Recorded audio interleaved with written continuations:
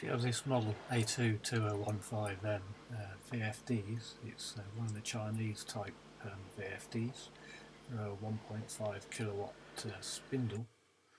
This might help you set it up if you're having difficulty. If you pop off the top cover, you'll find there's a 5V input, 10V input and a 20mA input.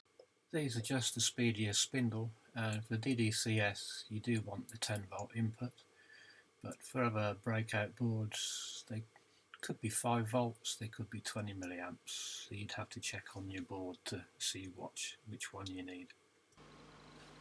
Ground and FWD will switch the spindle on, and 3 connection. Underneath these connections you've got the live and neutral connection and the U, V and W connections for the spindle.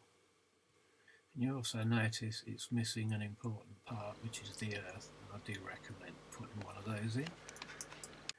Here's a diagram of all the connections available on your VFD you might find useful.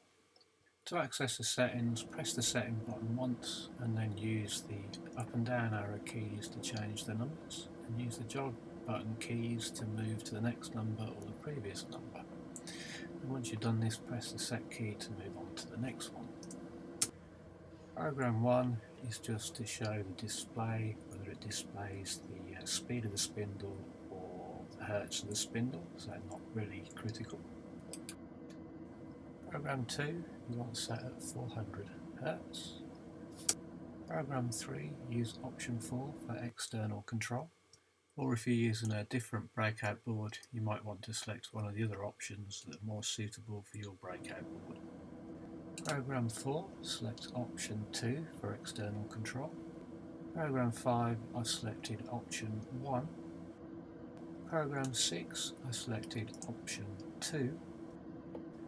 Program 7 I selected option 1. Program 8 I chose 10 seconds, but you can choose what you like. Program 9 was also 10 seconds. Program 10 you want to set to 400 Hz. Program 11 you want to set to 0.10 Hz. Program 12 set to 400 Hz. Program 13 keep at 00. If you alter this it can cause interference, plus if you set it too high you could damage your VFD. Program 28 is for the internal relay, so select whichever one you want from the list.